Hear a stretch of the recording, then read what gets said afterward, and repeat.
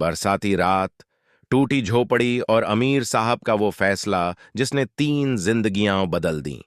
रात बहुत भारी थी। आसमान में काले बादल ऐसे छाए थे जैसे किसी ने पूरी दुनिया पर दुख की चादर फैला दी हो।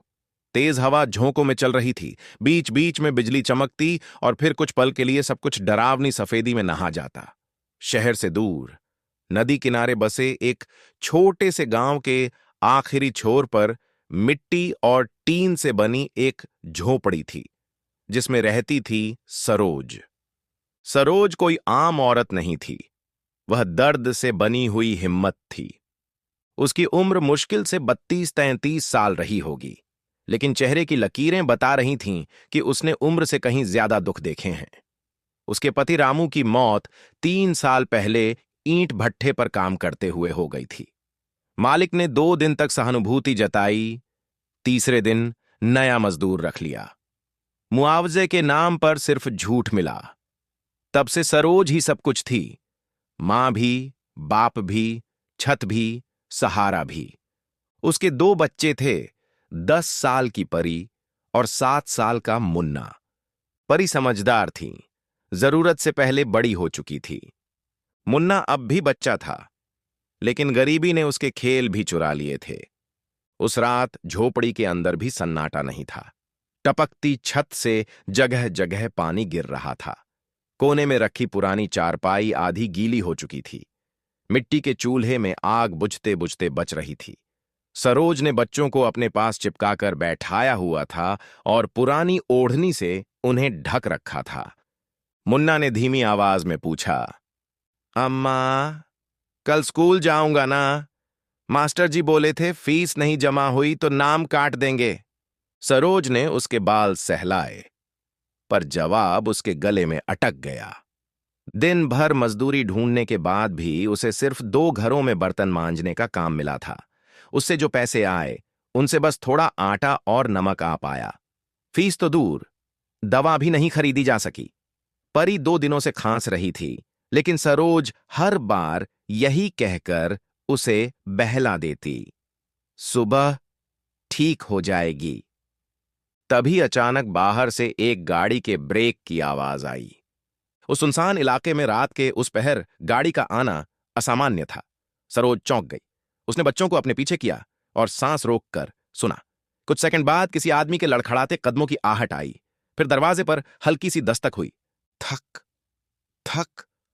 सरोज का दिल जोर से धड़कने लगा। क, कौन? उसने अंदर से पूछा। बाहर से थकी, भारी और कांपती हुई आवाज आई, माफ कीजिए, मेरी गाड़ी कीचड़ में फंस गई है। फोन भी बंद हो गया। क्या थोड़ी देर के लिए छत मिल सकती है? बारिश रुक जाए तो चला जाऊंगा। सरोज कुछ पल चुप रही। रात अजनबी थी, आदमी भी अजनबी था, और दुनिया ने उसे भरोसा करना बहुत पहले सिखाना छोड़ दिया था। लेकिन तभी बिजली चमकी और दरवाजे की झेड़ी से उसे उस आदमी की परछाई दिखी, भीगा हुआ, थका हुआ, शायद घायल भी। उसने धीरे से कुंडी खोली। सामने लगभग 40-45 साल का एक आदमी खड़ा था। महंगा कोट, भीगे हुए चमड़े के जूते, हाथ में टूटी हुई घड़ी, माथे पर हल्की चोट और चेहरे पर ऐसी थकान जैसे जिंदगी ने पहली बार उसे जमीन पर उतारा हो। उसका नाम था विवान मेहरा। विवान मेहरा, शहर की बड़ी कंपनियों में गिना जाने वाला नाम। कारखाने, होटल, जमीनें, कारोबार, लोग, पैसा, रसूख, सब कुछ था उसके पास। लेकिन उस वक्त उसके सामने खड़ी गरीब औरत से ज्यादा बेसहारा वही लग रहा था। सरोज ने एक पल को बच्चों की तरफ देखा, फिर बोली, घर छोटा है साहब, पर बाहर से तो अच्छा ही है, अंदर आ जाइए। विवान ने जैसे राहत की सांस ली। धन्यवाद, मैं आपका एहसान नहीं भूलूंगा। सरोज हल्का सा मुस्कुराई। गरीब लोग एहसान नहीं करते साहब, बस जितना बन पड़े इंसानियत निभा देते हैं। ये शब्द विवान के दिल में कहीं गहराई तक उतर गए। वह अंदर आया। झोपड़ी में घुसते ही उसे नमी, मिट्टी, धुएं और संघर्ष की मिलीजुली गंध महसूस हुई। उसने चारों तरफ नजर दौड़ाई। फटी बोरी पर रखी किताबें, कोने में लोहे का बक्सा, टपकती छत के नीचे रखे कटोरे और 2 छोटे बच्चे जो उसे डर और जिज्ञासा दोनों से देख रहे थे। सरोज ने पुराना तौलिया उसकी तरफ बढ़ाया। सिर पोंछ लीजिए, बुखार आ जाएगा। विवान ने तौलिया लिया, लेकिन उसकी नजर उस औरत पर ही टिकी रही। उसने देखा उसके पास कुछ नहीं था, फिर भी वह देने में लगी थी। कुछ देर बाद सरोज ने चूल्हे में सूखी लकड़ियां डालीं, जैसे तैसे आग जलाई और पानी गर्म किया। फिर एक छोटे एल्यूमिनियम के बर्तन में चाय चढ़ा दी। घर में दूध नहीं था, चीनी भी बहुत कम थी, लेकिन उसने वही चाय 3 कप में बांटी। चौथा कप विवान को दिया। विवान ने धीरे से पूछा, और आप? सरोज ने हंसने की कोशिश की। हम तो रोज पीते हैं, पहले आप पी लीजिए। परी अचानक बोल पड़ी, अम्मा झूठ बोल रही हैं, घर में चीनी बस इतनी ही बची थी। सरोज ने बेटी को देखा, लेकिन डांटा नहीं। विवान का हाथ कप पर ही रुक गया। इतने बड़े बड़े होटलों में बैठकर उसने कभी चाय का स्वाद महसूस नहीं किया था, लेकिन उस रात उस फीकी चाय में उसे अजीब सी गर्मी मिली। शायद इसलिए क्योंकि उसमें स्वाद से ज्यादा त्याग घुला था। थोड़ी देर बाद सरोज ने बच्चों को सूखी रोटी के छोटे छोटे टुकड़े दिए। खुद कुछ नहीं खाया। विवान से रहा नहीं गया। उसने पूछा, आपने खाया नहीं? सरोज ने सहज बनने की कोशिश की। मेरा मन नहीं है। इस बार मुन्ना बोल पड़ा, अम्मा ने सुबह से कुछ नहीं खाया, वो कहती हैं पहले बच्चे खा लें। विवान के सीने में जैसे कुछ कस गया। जिस आदमी ने करोड़ों के सौदे किए थे, वह पहली बार 2 रोटियों के सामने खुद को छोटा महसूस कर रहा था। बारिश बाहर और तेज हो गई। गाड़ी निकालना असंभव था।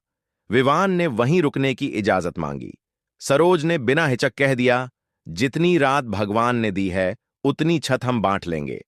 रात गहराती गई। बच्चे आखिरकार मां की गोद में सिर रखकर सो गए। विवान झोपड़ी के दूसरे कोने में बैठा था। बाहर बारिश की मार थी, अंदर खामोशी। कुछ देर बाद उसने दीवार पर टंगी एक पुरानी तस्वीर देखी। एक दुबला पतला आदमी मुस्कुराता हुआ। ये?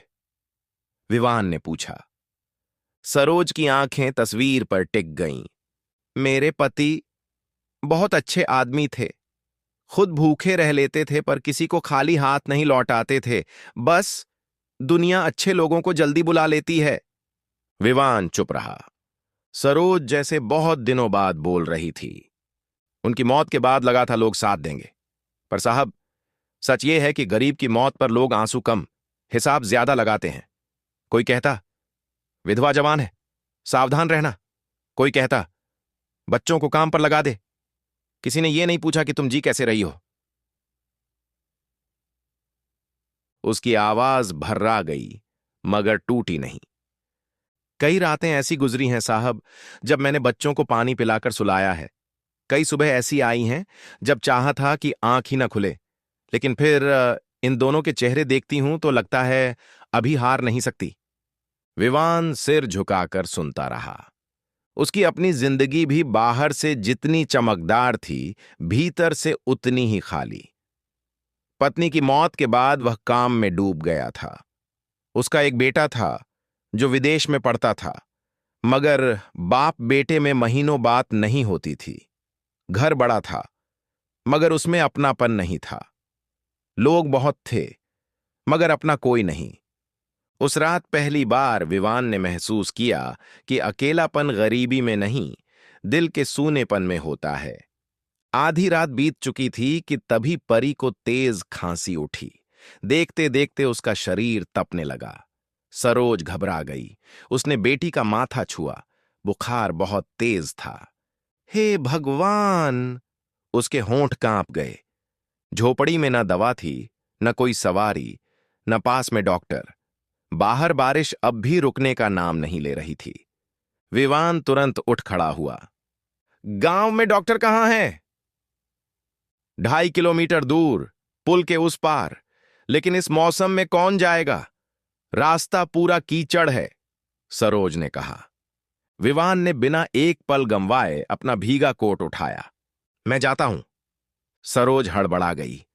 नहीं साहब, रात बहुत खराब है। बच्ची की हालत ज्यादा खराब है, विवान ने दृढ़ स्वर में कहा। उसने परी को अपनी बाहों में उठाया। मुन्ना डर गया। मेरी दीदी को कुछ होगा तो नहीं? विवान ने पहली बार उस बच्चे के सिर पर हाथ रखकर कहा, जब तक मैं हूं कुछ नहीं होगा। वो शब्द साधारण थे, लेकिन उनमें भरोसा था। विवान बारिश में निकल पड़ा। पैर कीचड़ में ढंस रहे थे, कपड़े फिर से भीग गए, माथे की चोट से खून भी रिसने लगा, लेकिन उसने बच्ची को सीने से लगाए रखा। रास्ते में एक जगह उसका फोन अचानक चालू हो गया। थोड़ी नेटवर्क लाइन आई।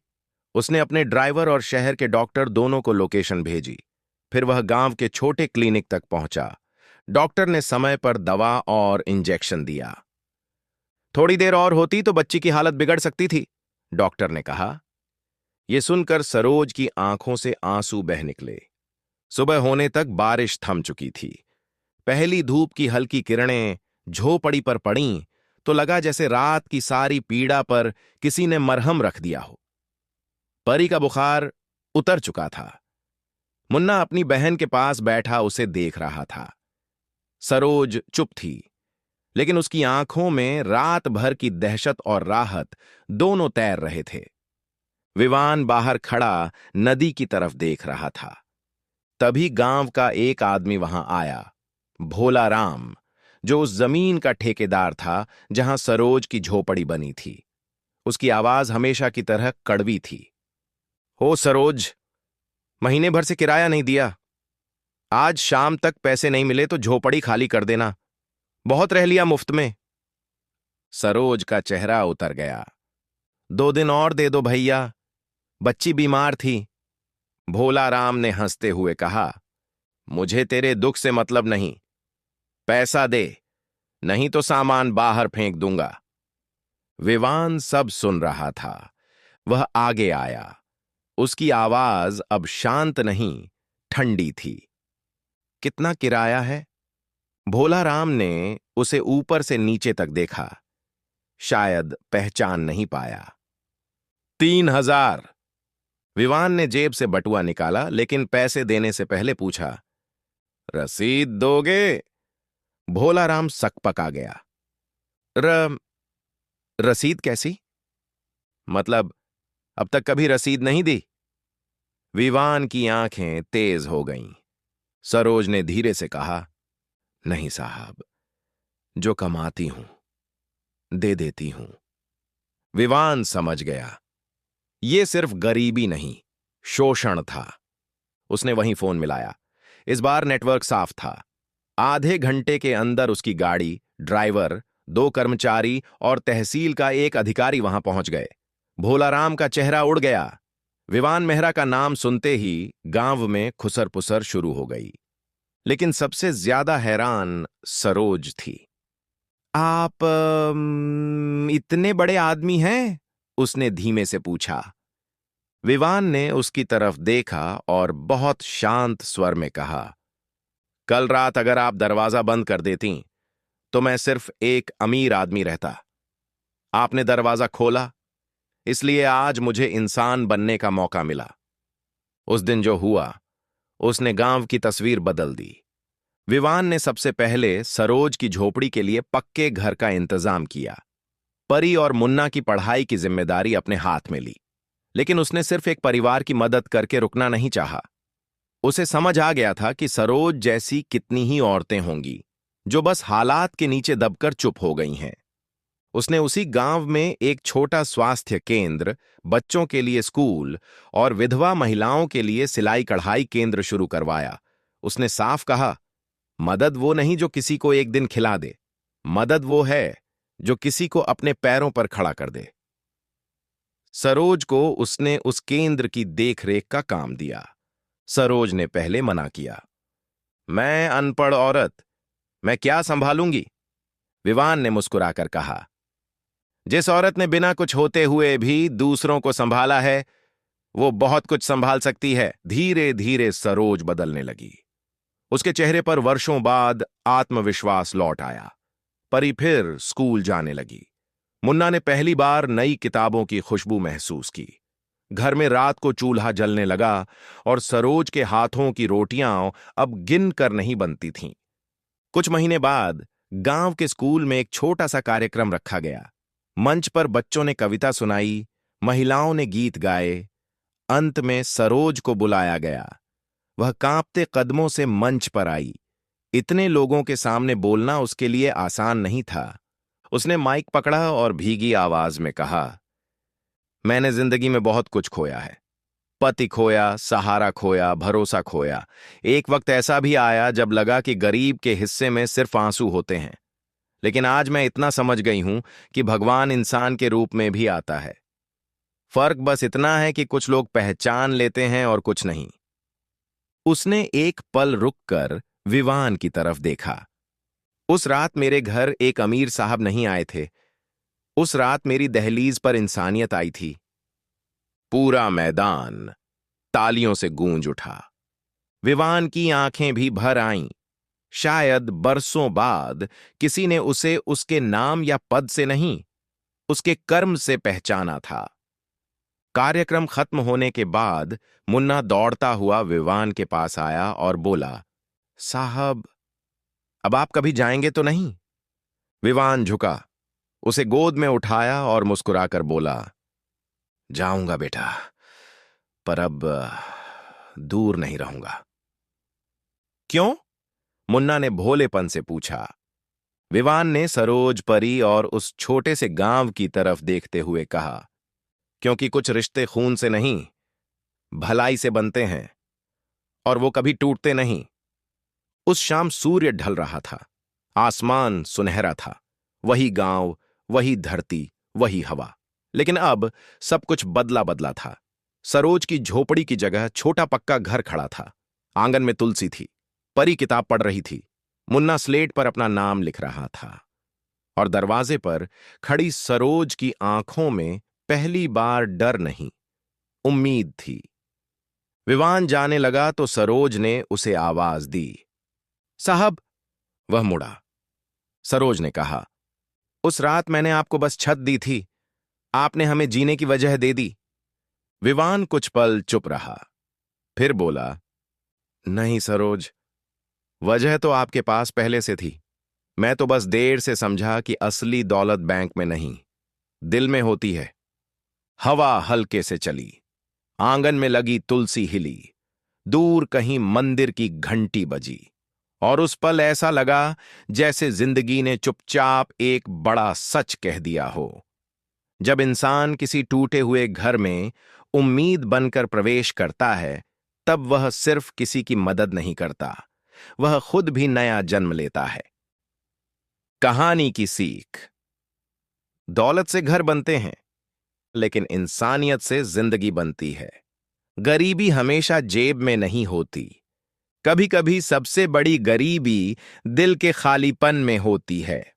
और याद रखिए, जिस दिन आपका हाथ किसी मजबूर के आंसू पोंछने के काम आ गया, उसी दिन आप सच में अमीर बन गए।